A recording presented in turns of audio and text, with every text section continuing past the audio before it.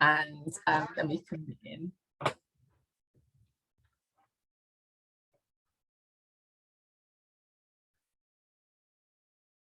It's great to see you all there. Just going to let a few more get into the room and we'll start really, really shortly. Thanks for your patience as they all make their way into the room. That's slowing down now, so without further ado, I shall begin. Thank you so much for joining us for this EuroRAP lunchtime webinar. This time round, we have a RAP Basics session on star rating.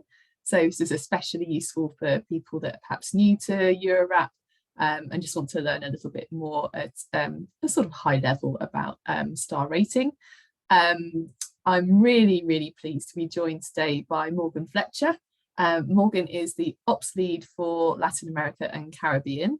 So it's really nice to have an international flavour to this webinar. Thank you for joining us, Morgan, and from a different time zone as well. So really grateful you could make it.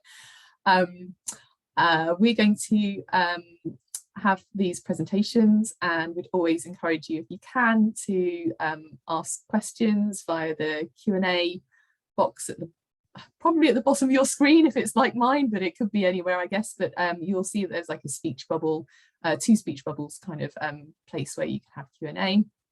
If it ends up in the chat, don't worry, we'll still find it in the chat as well if necessary. So just keep the questions coming, because we'd love to have a discussion, keep it interactive if we can. Yeah, it's just really great to see you all, so thank you. Morgan, I'm going to hand over to you now, if that's okay, to give us an introduction to iRAP star ratings. Thanks, Suzy. Let me just share my screen here. I'm on a brand new computer, so I hope I can do this without too much trouble. Let me know if you can see that. No, nothing yet.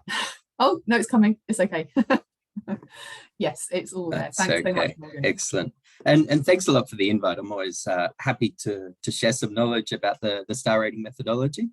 So without further ado, I'll jump into the presentation. So basically, as Suzy introduced, today we're going to be talking about star rating. So what is it? How can it be done?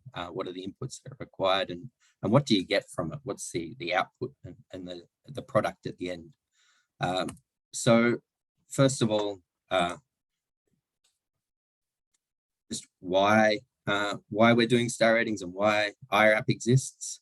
I mean, I think we've all seen this figure of 1.35 million deaths per annum, which is enough to for the World Health Organization and the UN to take action and to give it that epidemic status. More importantly, also it's the #1 cause of death amongst children.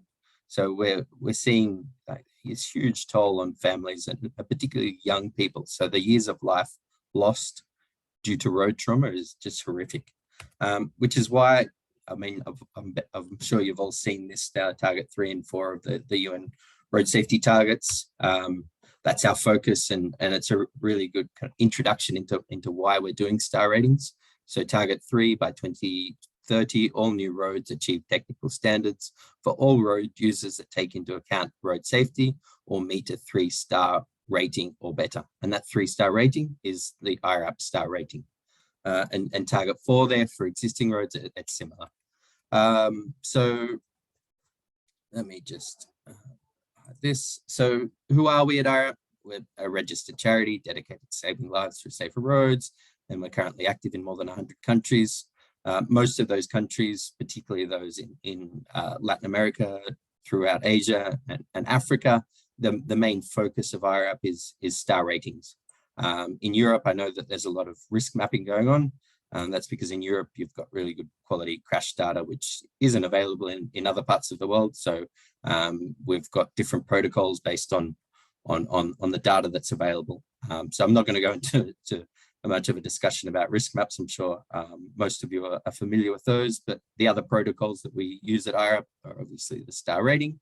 It's what we're best known for, perhaps outside of Europe, and it's based on road inspection data or project plans that we can also use to do this from.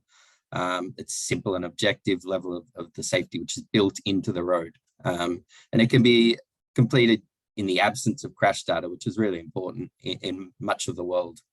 5-star segments are the safest, and 1-star are the least safe. So similar to your hotel star rating systems.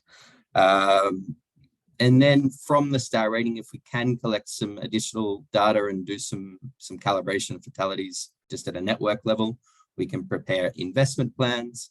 And then if we've done this assessment year after year or every couple of years, we can then also do performance tracking on it.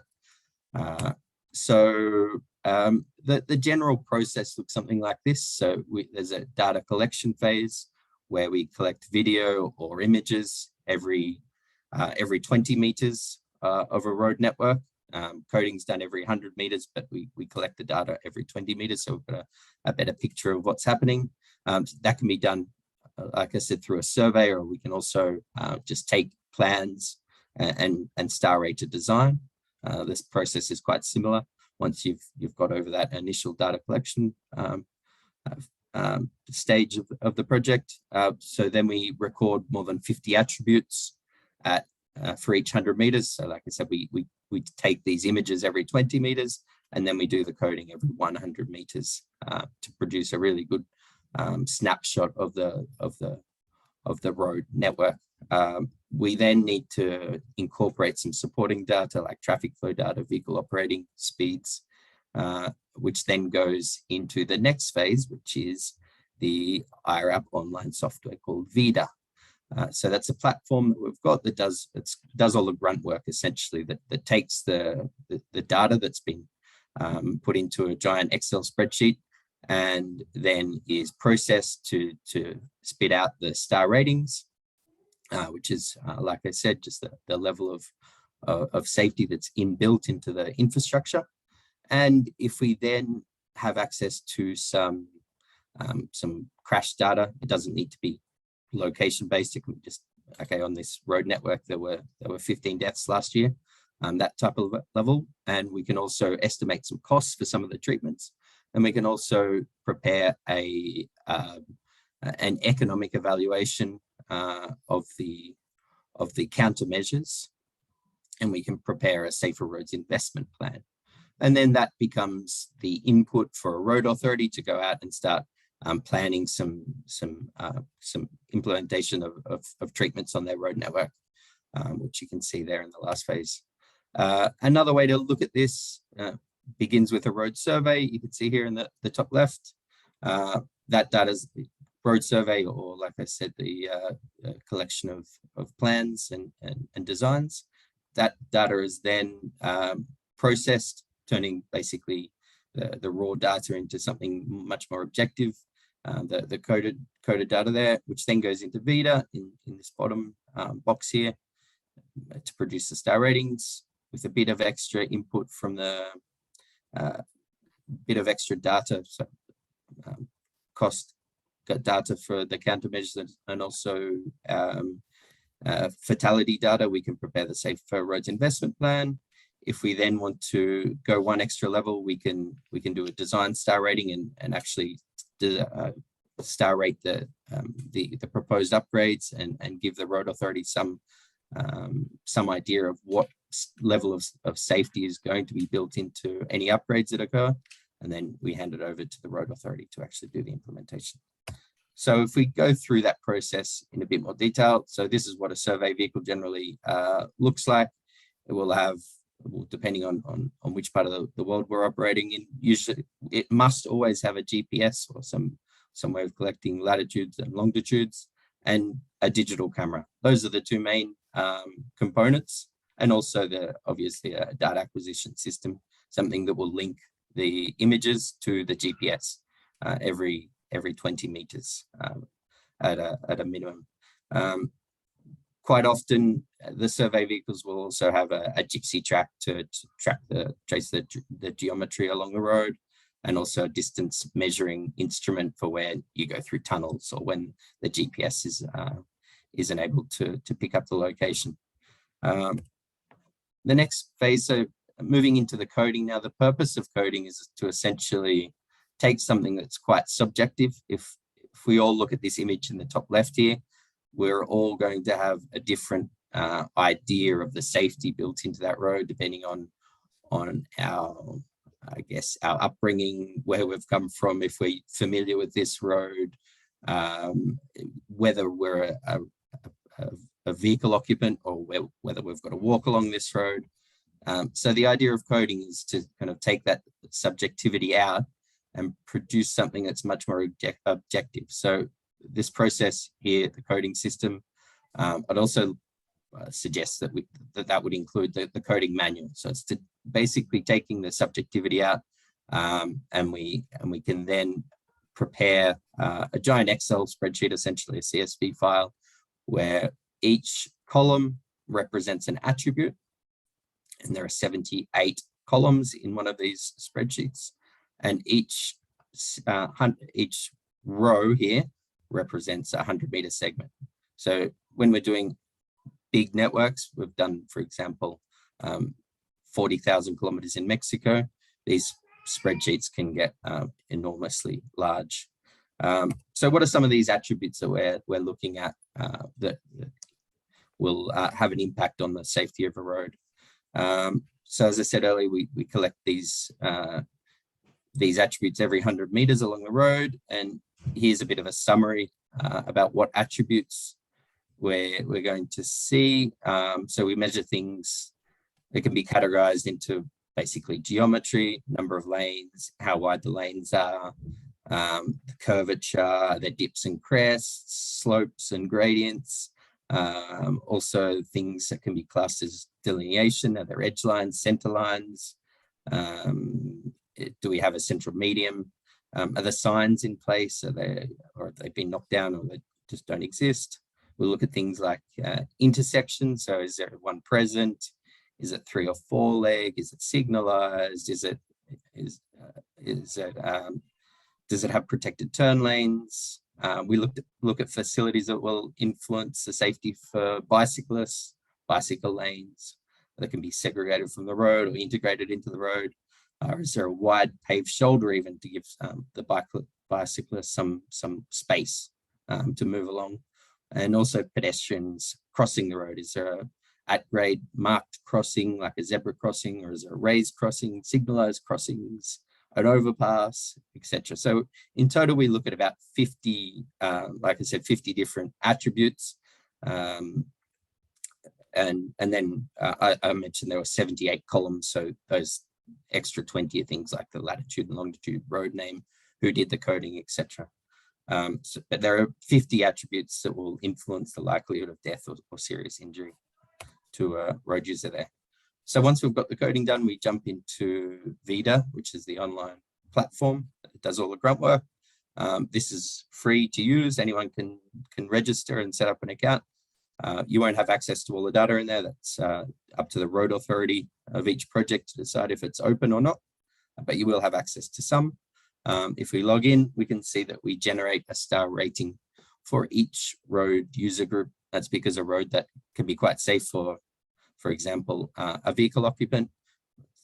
Take a freeway, for example. If we started trying to get pedestrians to use that facility, it could be quite safe, high speeds and a lack of facilities. So basically, we get the question a lot, why don't you just have 1 star rating? And that's impossible because they've got such different needs, each road user group, that we basically, it's impossible to give it an overall star rating. Like I said, once we've got the star rating, and this is a very short crash course, I'm not going to go into the detail of how that's developed, but essentially we use risk factors from the crash clearinghouse.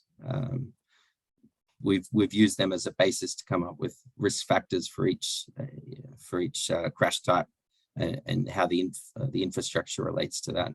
For example, we know that cars are 6 times more likely to run off the road on a curve than they are on a straight.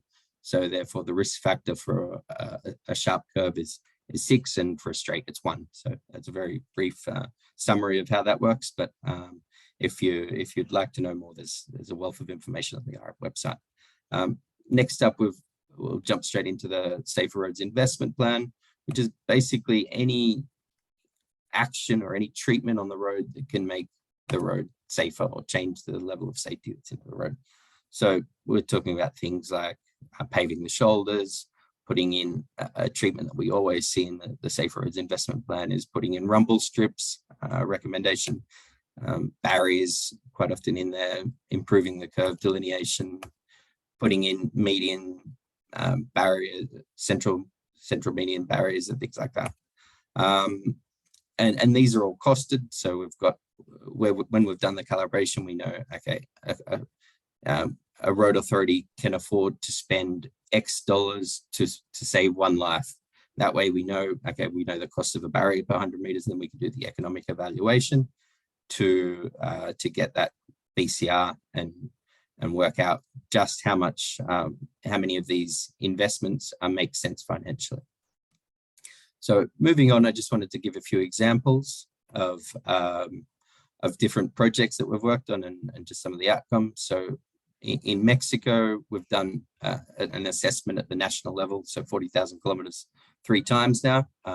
The first one was in 2012. We did an assessment. You can see the network came out mostly at the 1 and 2 star rating. We went back after the national government had invested heavily in upgrades and did the assessment again in 2015, and we saw a marked improvement. 17% were lifted to 3-star or better, which is our kind of benchmark for a safe road, 3-star or better.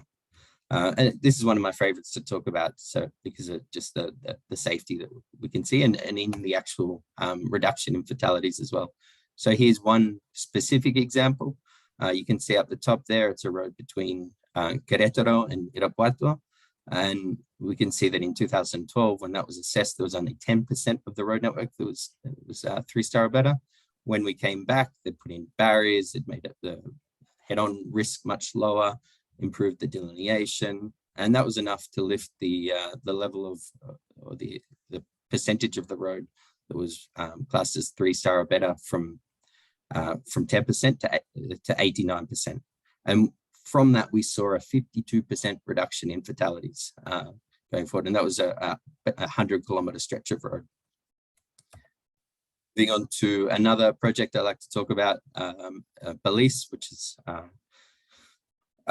this was done, again, quite a few years ago now, one of our better examples of how iRAP can be implemented. So when we were asked to come and help the government of Belize, half the deaths across the entire country occurred on one road.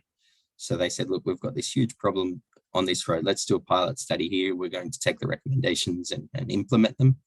And we were able to reduce the fatalities from 33 deaths per year to a 5-year average of 8 deaths. That was done in conjunction with other road safety, a safe system approach. So we were looking at education, police enforcement and things like that, but very simple treatments, improving the safety of the roadsides, improving or reducing the head-on risk, and improving intersections were the main focus there. And you can see it's nothing, we're still not getting to a level of safety that we see quite often on freeways in Europe. So there's still more work to be done, but I think it was a very good example of how iRAP can be implemented in a low middle income country to great effect. So you can see here, prior to the project, countrywide, there were 70 fatalities, and on the corridor between the 2 largest cities, Belmopan and Belize City, we saw 33. After the implementation of the recommendations that came out of the iRAP study, that dropped immediately to 8, 9, 6, 7, 10. I mean, still terrible that we're seeing fatalities, but a huge improvement from the baseline. Just before I finish up, I wanted to show this one. This was a study I was involved in Australia, looking at comparing crash costs along a road where we had good quality crash costs, the Bruce Highway in Australia, comparing that to the star rating at the 100-meter level. So we pinpointed exactly where accidents had occurred and looked at the crash costs. So we looked at how much it cost for a fatality and how much a serious injury cost. We added all those costs together for each 100 meters and then overlaid the map of the star rating at the 100-meter level, the raw star rating.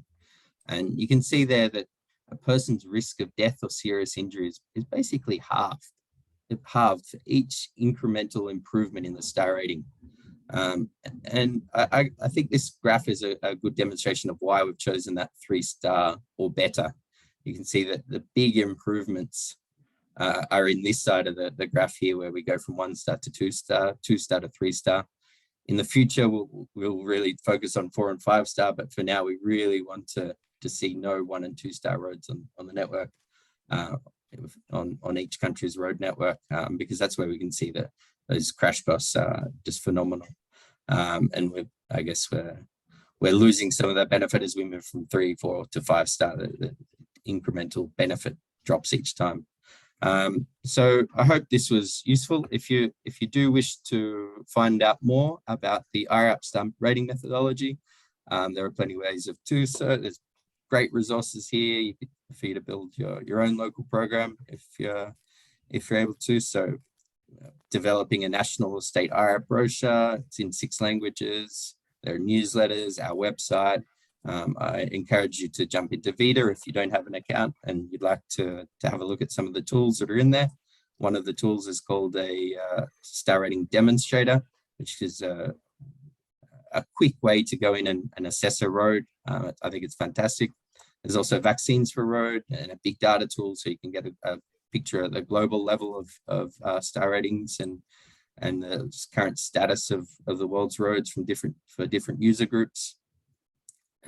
If you'd like to know more about how the star ratings work, on the iRAP website, you can jump in and find a lot about the iRAP methodology. So thanks a lot for that. I hope I didn't go over time there, and I'll pass back to you now, Suzy. Thank you so much, Morgan, for that introduction to the iRAP star ratings. We've just had one question from somebody out there, is Vida downloadable? But you can't download it, but you can access it for free. So anybody can go on to vida.irap.org, register for an account, and then you'll be able to go and have a look at, as Morgan says, the star rating demonstrator, which is a terrific way of getting familiar with how the iRAP models works and how it sort of treats risk. So you can play around with all of the attributes that we code in an iRAP survey. So you can say, oh, what happens if I widen my road? What happens if I put in some vehicle restraint systems, crash barriers? What happens if I put in shoulder rumble strips? What happens if I enhance the quality of a pedestrian crossing, and so on? And you can just see how the star ratings respond, which for most people is kind of enough detail on how the iRAP model works. But if you're really, really keen, there's a bunch of methodology fact sheets and detailed sort of specification of how the model comes together. And again, that's on the irap.org website. So you can go and have a look at those and get to grips with some of the real sort of fine detail if you wish to. Yeah. So yeah, sorry, go on. Yeah, just saying, yeah, we did in the early days. I think there was a downloadable version, but we found that the version control was impossible. Once it gets out there, it's impossible to keep track of what the changes that have been made to it. So for iRAP, our role now is kind of overseeing the methodology. It's a charity, so we're not, the software isn't, we're not trying to make money out of it. We're just trying to make sure that it's out there. So quality control for us is really important, and therefore we've just got the online version, and that's why we don't have a downloadable version. Yeah, absolutely. And it is free to wear, the iRAP software. We do ask, if you're coming from a high income country, if you're able to make a fair voluntary contribution, then that helps support the tools so they can be made freely available to countries that are quite not so fortunate in terms of resource. So if you're able to make that fair voluntary contribution, I emphasize it is voluntary, then we always welcome that, of course, because it helps us keep things maintained and hosted and so on. Someone has asked, are the slides available? They will be available after the session. Here's one for you, Morgan. If road surfacing is dramatically improved, can this enable much faster speeds, which equals, in broad terms, higher severity outcomes in collisions? How does iRAP account for this?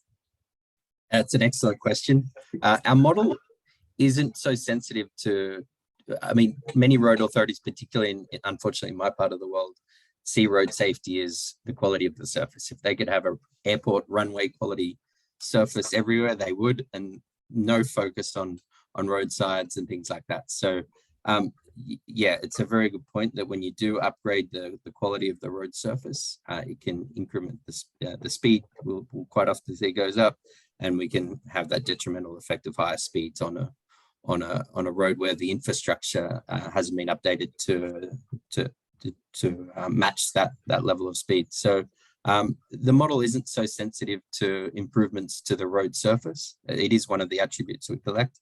However, it's not such a big one. And we can also, to take that into account in many projects, when we do a design star rating, we'll pay really good attention to the operating speeds that we're using. So if the design is to upgrade the road surface quality, quite often we'll add 10, 15 kilometers an hour to the operating speeds in that design star rating, to take into account the fact that with a higher quality surface, people feel safer, they'll drive faster. But very good question. Yeah, that's great. Thank you, John Dooley, for that question. We've got another question here. Is there any data on accident causation? I'm a bit intrigued about this one. Maybe the person that's asked the question could just elaborate a little bit to help us understand the question, if that's okay. I'm going to another, oh, no, we've got another one here. Do you follow up with road authorities after the star rating is made? Do they improve the roads? Do they improve the roads after rating? How long do they need for that? So yes, I mean, I think Morgan showed that there were quite a lot of improvements to the Mexican road network and the Belize road network. And quite often we will re-star rate the network to see the impact on the star ratings, but also to then model the facing serious injury impact of the improvements as well. So yes, absolutely do follow up. And in terms of build time, I'm always astonished as to how long it takes to build or rehabilitate a road. I don't know if this Morgan's experience as well, but certainly it can be sort of 3-4 years sometimes here in the UK. So no, it's not a short turnaround sort of situation there at all. Morgan, do you want to comment on that? I mean, every project's different. We'll find some. We can kind of separate the recommendations in the Safer Road Investment Plan into the actions that can be done straight away. Delineation, for example, you don't need to do a detailed design. You could just send the crew out and fix the sections that have been classed as poor and that are in the Safer Roads Investment Plan to be upgraded. But then obviously the more detailed the treatments get, the more time it takes to actually go and do the detailed design. Sometimes you need to do resumptions and things like that. So it is interesting that some projects, they'll just get out straight away and do a lot of the easier treatments in particular. Other ones, unfortunately, we do our project and the results will sit in a drawer for a while and we come back in 3 years and sometimes they've done the treatments. Sometimes they haven't. Every project's different, and some projects we have a lot of success and we see lots of really great upgrades, and other projects, unfortunately, if the road authority is understaffed, and I'm talking from a Latin America point of view here, we'll see that the results haven't been used. So every project's different. Some are fantastic, others, unfortunately, we don't see a lot of action after we've done our assessments. Yeah, and there's a huge funding commitment as well to go with it. So if funding hasn't been secured, then obviously we don't see tremendous build on ground. But increasingly, we're seeing some major investment from the EIB, World Bank, overseas, and we're seeing some governments actually set up things that I'll talk about later, like the Safer Roads Fund for local authorities who are particularly resource stretched, I would say. Yeah, we've got some more questions. So an elaboration. So do we look at causation, and 58% of accidents have failed to see? So we do have sort of sight lines and so on within the iRAP methodology in terms of how the quality of a junction, for example. But we're more about the injury outcome than we are about causation, I think is fair to say. I don't know if Morgan agrees, but It's more about making sure that when a crash happens, when someone fails to see or makes a poor judgment, or just behaves like a normal human being and makes an error, that the outcome of that crash is not fatal or serious. So we're all about making sure those crash forces are survivable rather than fatal. And if you'd like to know more about the risk factors, jump onto the iRAP website and you can see there's a wealth of information there. It's all open. You can see risk factors for every crash type, for every type of infrastructure there. So please jump on and take a look. Take a good look, absolutely. Another question here. So do the bandings of star rating score that translate into star ratings change as the system develops? I.e., is it possible that a star rating score 1 year could be 4-star and 1 year equate to 3-star, for example? Well, that's an interesting one. That's a really interesting one. Shall I take it? Is that okay? Yes. So the model has evolved. Version 1 had was it 4 or 5 attributes that we recorded every 100 meters, so not very many in comparison to how many we record now. It also had only 4 stars.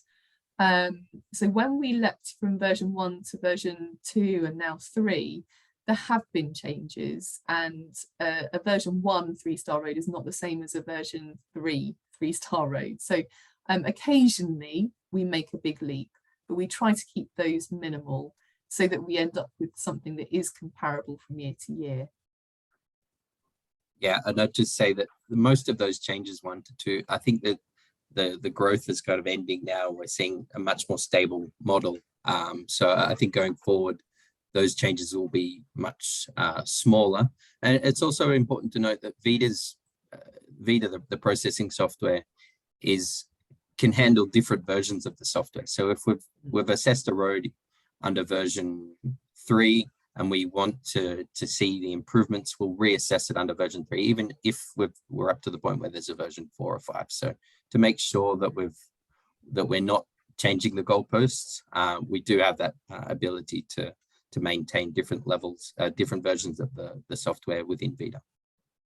Excellent, thank you, Morgan. Another very good question, actually, it's a bit related to that. Are there any plans to include connectivity and autonomy solutions to this model, or perhaps creation of a new rating to cover these methods? Wow, that's a can of worms in itself. So yes, we've been pioneering some work on roads that cars can read to try and understand what it is about a road that is necessary and essential for connected and autonomous vehicles, so that we can prepare ourselves to make sure that model is future-proof as our vehicle fleet does change. Morgan, are you aware of any particular progress on this? It is already built into the CSV, the file that we use. There's the columns there, roads that cars can read. So we've got it in there ready to trigger when we've got enough information on attributes that really affect autonomous cars and things like that. So there's more work to be done. Watch this space. It is something that we are looking into, and there are different versions of the model being looked at. There's the light star rating model as well. That's worth discussing it at some other point, I think. Like you said, it's a can of worms, and and I think for now, I think it's safe to say yes, it is something that we're looking into. It has been considered, and it will be something that does happen in the future when autonomous vehicles become more omnipresent in different parts of the world. Yeah, absolutely. The key here is that the iRAP model is built upon the best available evidence and robust evidence that we can find. And unfortunately, at this stage, we don't have that much robust evidence when it comes to connected and autonomous vehicles, because they're a relative rarity on the roads still. So I think that, yeah, absolutely an eye on the future in that regard. And actually, there's an interesting side part of that, is that connected and autonomous vehicles are transmitting oodles of data up into the cloud every inch they move across the network. So particularly modern vehicles that have got advanced driver assistance systems and so on, typically will be sending information up to the cloud, and we try and find ways of harnessing that information so that we can include those into the iRAP surveys that we undertake. So for example, telematic speed data, or instance where a vehicle equipped with ADAS has had to make an amendment to its course because it's detected a pedestrian or or so on at a crossing, we can start to use those data points in our coding of crossing quality, for example. So there's some really interesting developments coming. So definitely watch this space. Now, I'm going to take over if that's okay. Now, thank you so much, Morgan, for your input. And I'm going to talk a little bit about the ways in which we can use the iRAP data to help us in our road safety endeavours. So I'm going to try and do the high-tech thing and share my screen.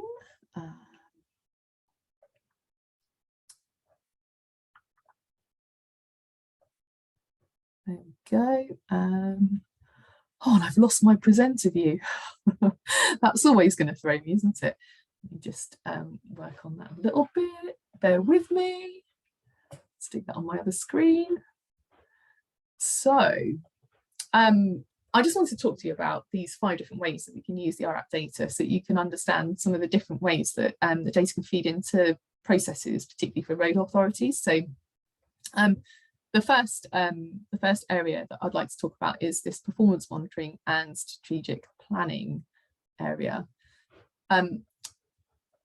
So at the network level, the iRAP results and data provide the basis for a performance indicator relating to the safety performance of the road infrastructure provided by many road authorities. And this accords with the sentiment of the Road Infrastructure Management Directive and the global road safety targets that Morgan mentioned earlier.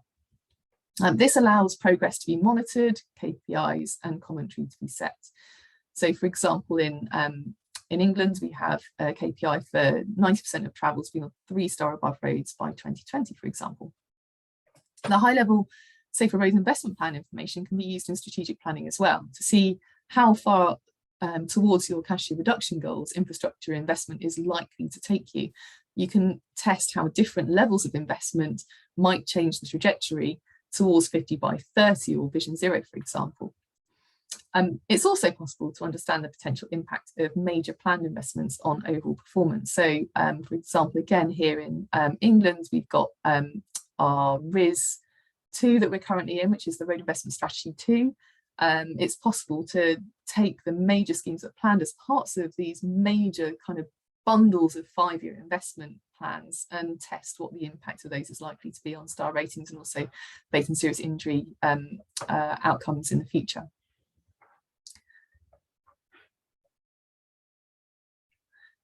So what we also have in VIDA is a very rich data source, and we're talking millions of data points actually by the time you accumulate across a project. So for those that enjoy using spreadsheets, there are a few of us on this call, I'm sure, it's possible to download the core data set that is a file that contains the location information for each 100-meter section and all of the coded attributes, the 50+ road characteristics that Morgan described that were recorded. The file also provides the calculated star rating scores broken down by road user and crash type if you need it. You can also download the fatal and serious injury estimations at every 100 meters, and that gives you an estimate of where the model thinks fatal and serious injury crashes will happen in the future everywhere across the network. And you can also download the countermeasure file, which shows for each location what countermeasures were considered and taken forward by the model. So the expected fatal and serious injury savings associated with these and the benefit to cost ratio. And I know that data scientists and analysts can layer these very rich data sources against other data in their GIS systems. And this can lead to great inventive analyses that can really help with that strategic prioritization and planning objective. So the next item that I'd like to talk about is on prioritization.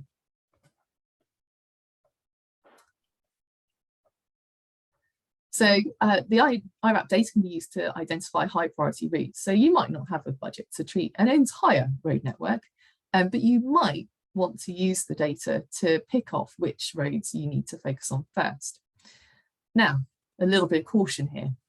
Just because a route has a low star rating doesn't always mean that it's the place where the most fatal and serious injuries might be prevented. So you first need to decide what you're trying to achieve. Are you trying to achieve the highest possible casualty reductions for your investment? Sometimes we call this bang for buck. Or are you trying to make sure that the whole of the network has a minimum star rating standard to support a notion of levelling up, for example, so that everybody gets to use infrastructure of a certain standard across the network? It's worth noting that crash density from crash risk mapping, so that's using historical crash data to analyse your network, and face and serious injury estimates in the star rating protocol sort of get at the same kind of thing. We call it collective risk. So it's the risk to the whole community of using that particular road network. Meanwhile, star ratings and other measures within the crash risk mapping, the sort of crash risk side, face and serious crashes per billion vehicle kilometres for those who are familiar, relate more to individual risk. So it's about you and your risk as you move across the network. So this is more about the standard of the network for an individual road user. Investing in low star rating routes and high risk routes can be attractive because it means that your lower flow network gets some much needed investment, and you can meet the needs of social equity for areas of country further away from perhaps the main decision-making hubs. Lately, our thinking is to move towards prioritising routes that have a high crash density through crash risk mapping and a low star rating. This means there's plenty of opportunity to have an impact on casualty numbers, and the BCRs work out very well, but it also tells us that there's something that could be done about the intrinsic safety quality of the road because the star rating is low. As I say, it's all about policy, and the policy decision needs to come first before you dive into that prioritisation methodology. Once you know what you want to achieve, you can create the right prioritisation methodology to suit that. And we've been working on dashboards to help us to combine various metrics to help support that process. You can also use the methodology in mass action modelling. So mass action modelling, you're effectively looking at the opportunity to treat the whole road network in a consistent manner. Perhaps with low-cost treatments such as these raised rib edge lines, or sometimes called shoulder rumble strips, or all sorts of things we call them across the world. So you can spot where on your network you don't have a raised profile edge line, and you can just say, if I filled in all the gaps, what would the impact be? And certainly with some of the analysis we see on this particular one, the indicative business case is incredibly beneficial. The next way that you can use iRAP is in terms of reviewing high priority routes that you've identified. So here, you'll probably remember the Safer Roads Investment Plan that Morgan mentioned earlier. So that's the costed plan of countermeasures that the model has triggered that could help reduce risk on a route. The SRIP, the Safer Roads Investment Plan, provides costs, benefits of countermeasures in terms of face and serious injury reduction expected, and monetises the benefits so they can be compared with the costs to make a benefit cost ratio. The model-generated SRIP should be considered a starting point for route treatments, providing safe system inspiration to road safety engineers, allowing them to appreciate risk in a new way. However, it's definitely not the end of the story. iRAP allows road safety engineers to bring their expertise and their local knowledge to the model's suggestions and refine these so that a user-defined investment plan, we call them a UDIP, can be developed. This approach was used in the Prince Michael International Road Safety Award-winning Safer Roads Fund programme, established to support road safety treatment of 50 high-risk local authority A roads in England. The UDIP can be passed back through the iRAP model to produce before and after star ratings, and also, importantly, estimations of face and serious injury savings, which can be used in the development of business cases. It allows various treatment options to be assessed in the model and to see what approach is likely to have the best impact. When we undertake this approach, we want to understand a route really, really well in the first instance. So we look at things like the star ratings and face and serious injury estimations to really dig into the key components of risk along a route. This helps us, alongside speed data, to paint a really rich picture of how the route is performing, and helps us with setting the strategic approach towards rehabilitating a route. So on the graph here, you can see a risk worm. It's one of my favourite outputs of VIDA. Along the x-axis, you have distance. So you're moving along every 100 metres as you move along this x-axis, and on the y-axis we have the star rating score, which is your measure of risk along a route. We've got various colours in here which show different crash types. So the grey and the green are all about run-off road risk, the yellow about head-on risk, and the pink spikes are where you've got junction risk. And we can do this for different road user groups. So within the iRAP model, we have all of these different crash types. And so you can drill down in these graphs and see what kind of risks that you face along the route. So we've got vehicle occupants, motorcyclists, pedestrians, and pedal cyclists. And these are the different crash types that are included in the model. So you can see which ones apply to each of the different road user groups.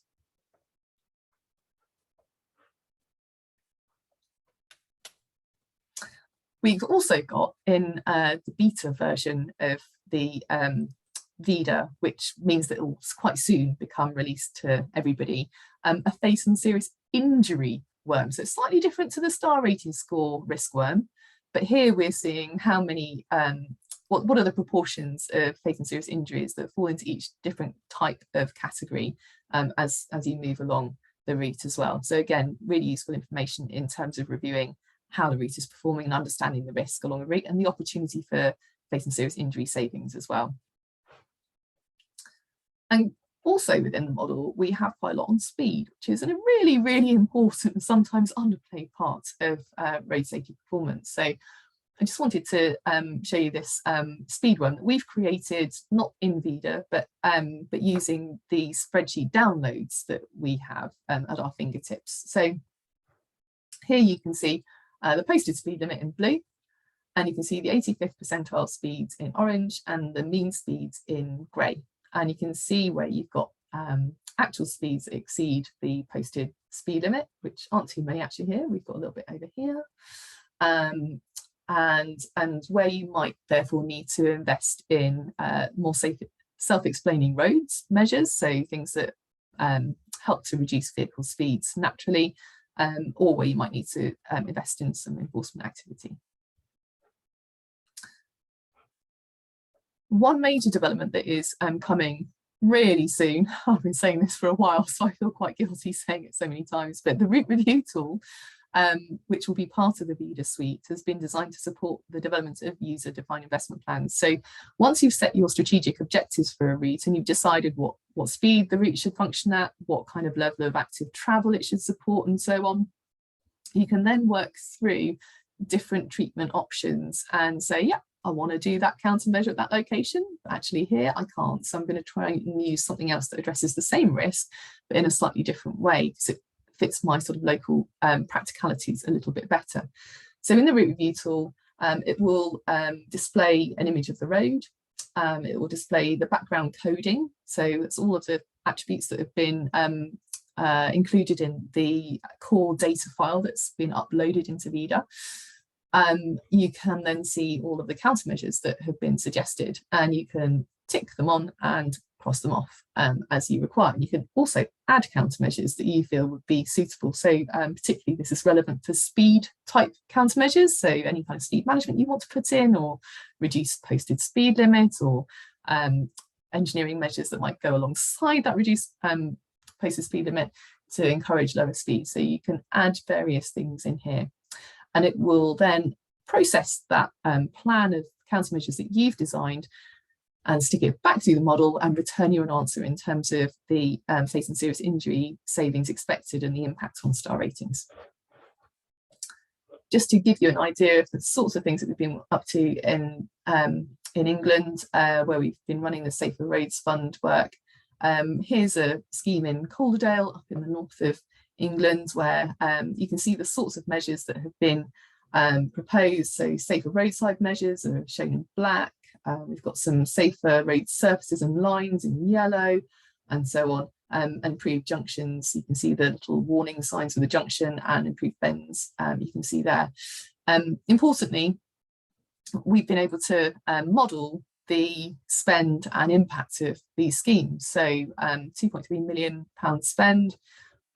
We estimate 51 face and serious injuries to be saved over 20 years, with a net present value of £20.6 million and an economic cost over its lifetime, so that includes maintenance and so on, of 2.7 million, with a benefit cost ratio of 7.6. And with a Safer Roads Fund, we had this sort of scheme developed over 50 different routes, and the impact has together been quite significant. Another example of schemes that were built as part of Safer Roads Fund was in Kent on the A252.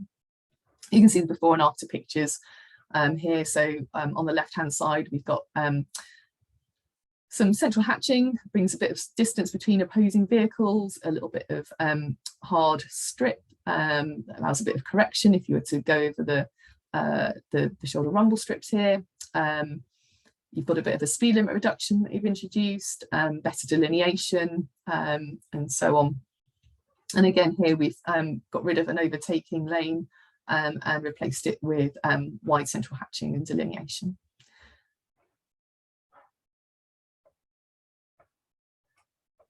So the last way that we can use iRAP is in star rating for designs.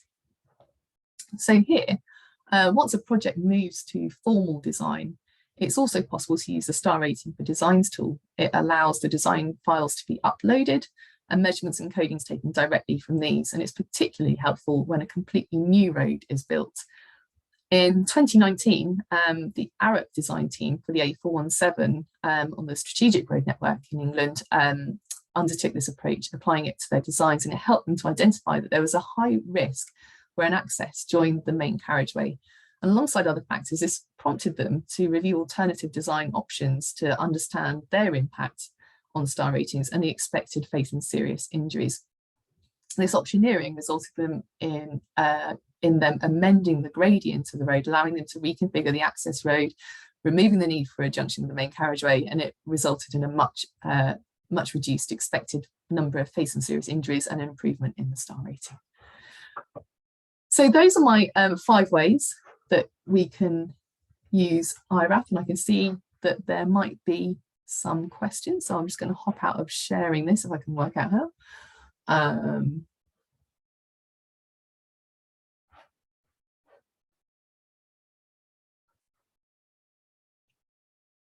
That's the one. Finally, I found it. I had a horrible moment there where I thought I hadn't been sharing my screen all along and that I'd have to start again and you'd be all horrified. So in the Q&A, and Morgan might want to jump back in for some of the Q&A and help me out a little bit.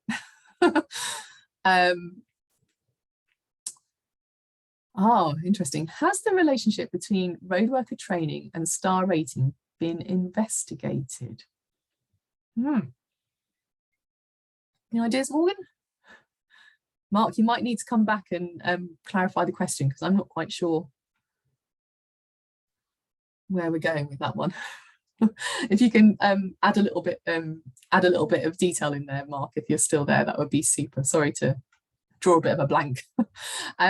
Maria from the SMC. 25% of the seriously injured motorcyclists outside cities in Sweden say that at the emergency at hospital that gravel contributed to the accident. This is a huge problem that is increasing. Most gravel is left after road maintenance. Yes, this is a really, really big problem for motorcyclists in particular. Morgan, have you got any insights into the motorcycle aspect of the model? How much is it applied in your area of the world and so on? And can you comment? Gravel in particular is taken into account in the model in one of the attributes, the surface quality. If there's gravel and sand on the road, then that does give the road a lesser star rating. So it's definitely included in the model and considered. As for the details of the impact, I mean, I'm not 100% familiar, but I know it is taken into account in the model. Thank you, Morgan. Yes, it says reduce skid resistance. It will be detected and coded as such, yeah. Tibor asks, does iRAP take into account the quality of security barriers? This may not always be the case in a car survey. Yes, we do, in a number of ways. So if it's obviously damaged, you can see from the image, then code it as if it doesn't exist or if it's a hazard in itself. And that's in the coding manual. If you take a look at the coding manual for under barriers, you'll find that information. And also the terminals are taken into account. That obviously can be a hazard upon itself. So that's also taken into account. And if you've got a barrier, but it's got a poor terminal, we'll actually code the terminal rather than the safety barrier. That's great. That 100 meters. Thank you, Morgan. That's super. Thank you. Mark, so Mark says, I'm the chair of the National Highways Sector Scheme, 10 VRS UK. Road workers installing furniture and marking incorrectly will have an overall effect on safety.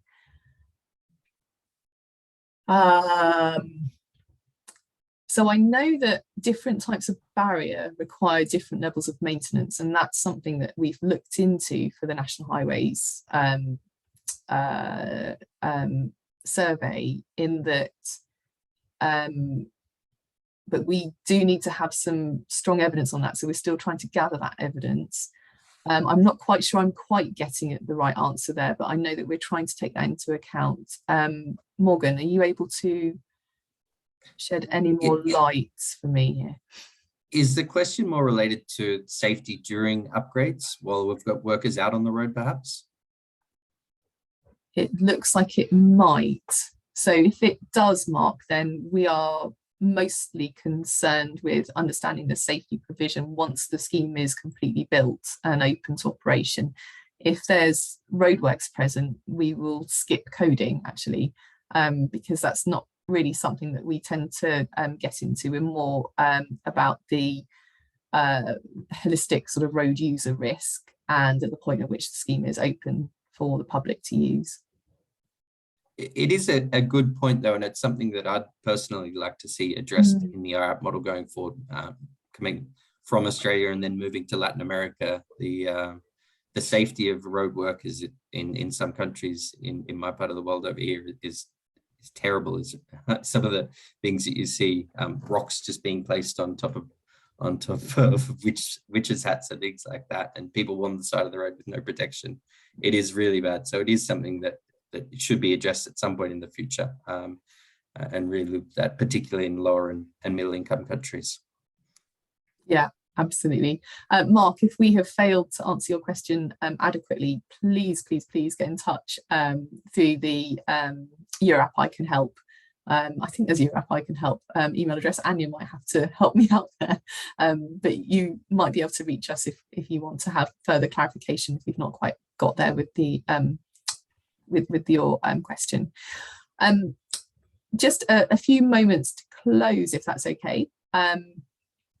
Our next one of these will be held in early May. We're going to skip April because it's Easter month for us, and there's a few people on holiday, so I hope you don't mind that April will be hopped over, not least by the Easter Bunny, and we'll skip straight to May, where we'll be holding a webinar on innovation. The last one of these was hugely popular. It was all about the iRAP initiative. We might be having a look at one of the other protocols that we haven't really seen very much, perhaps CycleRAP. If anybody has any particular interest in any of the areas of innovation in the iRAP model, we're very happy. Oh, thank you, Anya and Olivera. They've given me a bit of a help with our email address because I couldn't really remember. It's the iCanHelp@EuroRAP.org if you want to follow up on that question.